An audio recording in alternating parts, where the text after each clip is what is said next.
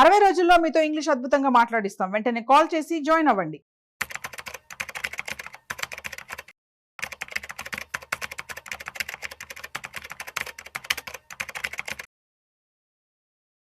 నమస్తే, welcome to Suman TV. నేను Udayasri. Present మనతో ఉన్నారు AMFI registered mutual fund distributor Veldi Chakradhar గారు. ఆయనతో మాట్లాడదాం. నమస్తే అండి, welcome to our studio. Sir, ఈ మ్యూచువల్ ఫండ్స్ లో అంటే స్టాక్ మార్కెట్ లో మామూలుగా ఇన్వెస్ట్ చేస్తూ ఉంటారు, కానీ పెద్ద అమౌంట్ ఉందనుకోండి, ఒక 5 crores 6 crores అంత అమౌంట్ మ్యూచువల్ ఫండ్స్ లో స్టాక్ మార్కెట్ లో ఇన్వెస్ట్ చేసిన వాళ్ళు ఉంటారా? ఇన్వెస్ట్ చేయొచ్చా? అసలు చేసిన వాళ్ళు ఎవరైనా మీకు తెలుసా? ఇది యాక్చువల్‌గా మంచి క్వెషన్ అండి. ఎందుకంటే చాలా మందికి ఇప్పుడిప్పుడే ఒక అవగాహన వస్తుంది స్టాక్ మార్కెట్ మీద. ఇప్పటిదాకా ట్రెడిషనల్‌గానే ఇన్వెస్ట్‌మెంట్ చేశారు. మన పేరెంట్స్ కావచ్చు, మన ఫోర్ ఫాదర్స్ కావచ్చు, అంత land, gold, FDs, postal schemes ఇట్లాంటి వాటిలో పెట్టారు తప్ప ఈ స్టాక్ మార్కెట్ అనేది కొంచెం అవగాహన పెంచుకొని ఇప్పుడిప్పుడే వాళ్ళు మొదలు పెడుతున్నారు. అయితే మీకు మంచి ఎగ్జాంపుల్ చెప్తాను. ఇది 2006 ఆ టైంలో ఒక డాక్టర్‌ని కలిసాను నేను. ఒక డాక్టర్‌ని కలిసినప్పుడు మనం చెప్పాను కదా, మనం మ్యూచువల్ ఫండ్స్, ఇన్సూరెన్స్ అన్నీ చేస్తాం. సో అప్పట్లో ఒక డాక్టర్‌ని కలిసినప్పుడు ఏం చెప్పానంటే, సార్ మ్యూచువల్ ఫండ్స్‌లో ఇన్వెస్ట్‌మెంట్ చేయండి, చాలా బాగుంటుందని చెప్తే అప్పుడు తన వయసు 28 ఇయర్స్ అలా ఉన్నాయండి. అయితే లేదండి ఇన్సూరెన్స్ చేద్దాము, ఎందుకంటే మ్యూచువల్ ఫండ్స్ అంటే stock market risk, up and downs ఉంటాయి. అయినా మా ఫాదర్ని కూడా కాంటాక్ట్ చేస్తాను, కన్సల్ట్ చేస్తాను. చూడండి, పిల్లలు ఎప్పుడైనా వాళ్ళ ఇన్వెస్ట్మెంట్ స్టార్ట్ చేసినప్పుడు ఫస్ట్ మన దగ్గర విన్నా సెకండ్ ఒపీనియన్ కింద వాళ్ళ పేరెంట్స్ అడుగుతారు. వాళ్ళ ఫాదర్ ఫోన్ చేశారు, డాడీ ఇలా ఇన్వెస్ట్మెంట్ చేయమంటున్నారు ఒక అతను, చక్రధర్ చెప్తున్నాను, మ్యూచువల్ ఫండ్స్ చేస్తే బాగుంటుందంట అంటే వెంటనే వాళ్ళ ఫాదర్ నో చెప్పారు. నో, మ్యూచువల్ ఫండ్స్ జోలికి వెళ్ళకు, అది చాలా రిస్క్, స్టాక్ మార్కెట్ అంటే రిస్క్. ఆయన రైల్వేస్ లో చేస్తారు. సో మళ్ళీ నాకు చెప్పారు, లేదండి మా నాన్నగారు ఒప్పుకోవట్లేదు, వదిలేండి ఇన్వెస్ట్మెంట్, మన ఇన్సూరెన్స్ చేద్దాం, మీరు అది కూడా చేస్తారు కదా, చేద్దాం అన్నారు. లేదంటే మీ నాన్నగారు రైల్వేలో పనిచేస్తున్నారు కాబట్టి ఆయనకు పెద్ద అవగాహన ఉండదు, బ్యాంకింగ్ అలాంటి బ్యాంక్ వాళ్ళు కొంచెం ఇన్సూరెన్స్ వాళ్ళకైతే ఒక ఐడియా ఉంటుంది ఇన్వెస్ట్మెంట్స్ మీద, మీకు తెలిసిన వాళ్ళు ఉంటే కొంచెం ఇంకో సెకండ్ ఒపీనియన్ ఇంకో దగ్గర తీసుకోండి అన్నారు. అంటే మా మేనమావ ఉన్నారండి, మా మాయ మా అంకుల్, ఆయన చీఫ్ మేనేజర్ బ్యాంక్ లో, ఆయన కాల్ చేసి కనుక్కుంటాను సార్, కూడా టైం ఇవ్వండి అని చెప్పారు. టైం ఆయన ఫోన్ చేశారు, వాళ్ళ మాయకి నో చెప్పారు, అస్సలు వెళ్ళకు దాని జోలికి, హాస్టల్ మీద స్కామ్ జరిగింది, పెద్ద స్కామ్లు ఉంటాయి, మొత్తం డబ్బులన్నీ పోతాయి, జీరో అయిపోతుంది ఇష్టం, ఇన్సూరెన్స్ చేసుకో కావాలంటే, కానీ దాని జోలికి పోకని చెప్పారు.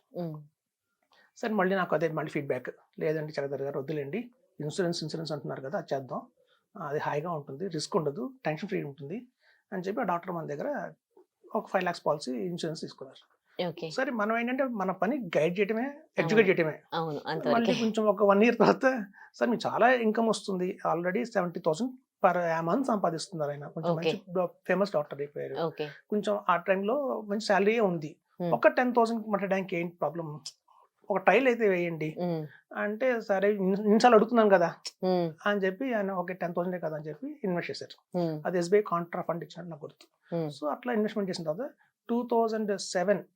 2007 in between K with in 1 year లోనే ఆ 10,000 కాస్త దగ్గర 18,000 అయింది. 80% ప్రాఫిట్. అంటే ఆయనకి 80,000 అయింది. 18,000 అంటే 10,000 కి 8,000 యాడ్ చేస్తే 80% రిటర్న్ వస్తుంది. అది పెద్ద అమౌంట్, అది రిటర్న్ వచ్చింది, బాగానే వచ్చింది. అది రిటర్న్ వస్తే ఆయన సర్ప్రైజ్ అయ్యారు, ఇంత రిటర్న్ వచ్చింది, మరి మా పేరెంట్స్ ఏమో వద్దంటున్నారు, అంకుల్ వద్దంటున్నారు, చూస్తేనేమో బాగానే ఉంది రిటర్న్, ఇది నిజంగా బాగానే ఉందండి, కొంచెం పెంచుతాను, ఒక 25,000 చేద్దాం ఈసారి అని చెప్పి 25,000 మళ్ళీ యాడ్ చేశారు. అలా మొత్తానికి 25,000 ఇన్వెస్ట్ చేశారు.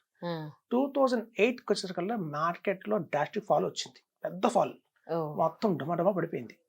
పెట్టిన 25,000 కాస్త ఈసారి చూస్తే 12,000, హార్డ్లీ 12,000 10,000 అయిపోయింది, 15,000 లాస్. అప్పుడే అన్నారు, చూసారా చెప్తూనే ఉన్నానా, వచ్చినప్పుడు ఎలా అన్నారు, 8,000 ప్రాఫిట్ వచ్చినప్పుడు అలా చెప్పారు, ఎందుకంటే మా పేరెంట్స్ ఎప్పుడైనా చెప్పి కరెక్టే, మనే సరిగ్గా అర్థం చేసుకో అన్నారు. లేదని నేను చెప్పాను కదండి, 3 years వెయిట్ చేయాలి, దేనికైనా 3 years వెయిట్ చేస్తే కానీ మనకు రిటర్న్స్ కనిపించవు, కాబట్టి మీరు కొంచెం వెయిట్ చేయండి, ఒక 2 years వెయిట్ చేయండి అని చెప్పాను. సరే 10,000 కదా అని వెయిట్ చేశారు, 25,000 కదా. 2000 మళ్ళీ 10 కల్లా అది మళ్ళీ బాగా పెరిగిపోయి 40,000 వెళ్ళిపోయింది. 40,000 అప్పుడు ఆయనకు అర్థమైంది, ఓకే మార్కెట్ లో పడుతుంది కానీ మళ్ళీ వెంటనే పైకి లేస్తుంది, అంటే బాల్ లాంటిది మార్కెట్ అంటే, బాల్ కింద పడితే మళ్ళీ పైకి లేస్తుంది అని అర్థమైంది ఆయనకి. అర్థమై ఇది బాగుందని చెప్పి మళ్ళీ 1 lakh ఇన్వెస్ట్ చేశారు. ఆ 1 lakh మీద మళ్ళీ 40,000 ప్రాఫిట్ తీసుకున్నారు. ఇంకా అప్పటి నుంచి ఎప్పుడైతే వాళ్ళకి ఒక కాన్ఫిడెన్స్ వస్తుందో, అంటే మనం చెప్తే 50% కాన్ఫిడెన్స్ వస్తుంది, ప్రాక్టికల్ గా వాళ్ళు చూస్తే ఎక్స్పీరియన్స్ అయితే ఆటోమేటిక్గా వాళ్ళ కాన్ఫిడెన్స్ లెవెల్స్ వాళ్ళు పెరిగిపోతాయి. కరెక్ట్. అక్కడి నుంచి ఆయన వెనక్కి తిరిగి చూసుకోలేదండి, మన దగ్గరే ఇన్వెస్ట్ చేసుకుంటూనే వచ్చారు. 10 lakhs, 20 lakhs, 25 lakhs, ఎంత అమౌంట్ వస్తే అంతంత అమౌంట్. ఓకే, ఇన్వెస్ట్ చేస్తూ సో వచ్చారు. ఇవాళ మేము చూసుకుంటే ఒక 20 years తర్వాత ఆ ఒక్క డాక్టర్దే నా దగ్గర 6 crores ఉంది వెల్త్. అంటే అందులో పిఎంఎస్, ఏఎఫ్, మ్యూచువల్ ఫండ్స్ అన్ని కలిపి. సో 10,000 తో మొదలుపెట్టిన ఇన్వెస్టర్ ఇవాళ ఆయనగా చూశారు కాబట్టి, ఆ రిటర్న్ చూశారు కాబట్టి, వాళ్ళ పేరెంట్స్ చెప్పారో లేదో నాకు తెలియదు, బట్ ఆయన సొంతంగా వెల్త్ క్రియేట్ చేసుకుంటున్నారు. ఎందుకంటే చూడండి, మన కాస్ట్ ఆఫ్ లివింగ్ పెరుగుతూ వస్తుంది. మన చిన్నప్పుడు కాస్ట్ ఆఫ్ లివింగ్ ఒకలా ఉండేది, కానీ ఇప్పుడు చాలా చూస్తే చాలా అబ్నార్మల్ పెరిగిపోయింది. మన ఫ్యూచర్ లో మనకి ఎన్ని కోట్లు ఉన్నా సరిపోతాయి లేవు అన్న థాట్ ఉంది.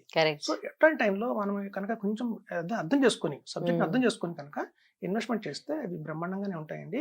అన్ని కూడా సెబీ రెగ్యులేటెడ్గా ఉన్నాయి. మనకి security exchange board of India కావచ్చు, అసోసియేట్ మ్యూచువల్ ఫండ్ ఇండియా కావచ్చు, ఈ గవర్నమెంట్ బాడీస్ కంట్రోల్ చేస్తున్నాయి కాబట్టి మనకి పెద్ద ప్రాబ్లం లేదు. సెక్యూరిటీ సేఫ్టీ వైజ్ ఉంటుంది.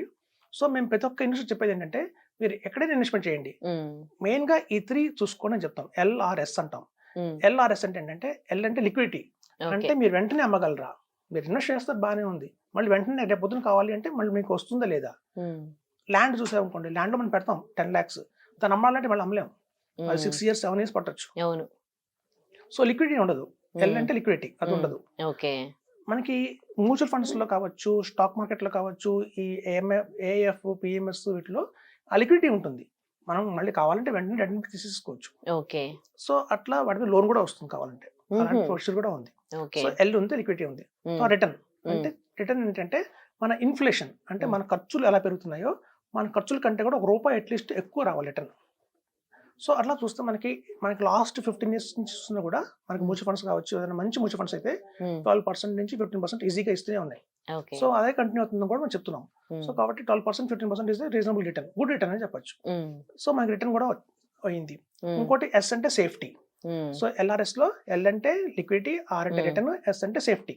సో మనకి ఎక్కడైతే security exchange board of India కావచ్చు, యాంఫీ కావచ్చు, ఇలాంటి గవర్నమెంట్ బాడీస్ కంట్రోల్ చేస్తున్నాయో వాళ్ళ ఐస్ దాని మీద ఉందో మన సేఫ్టీ కూడా ఉంటుంది.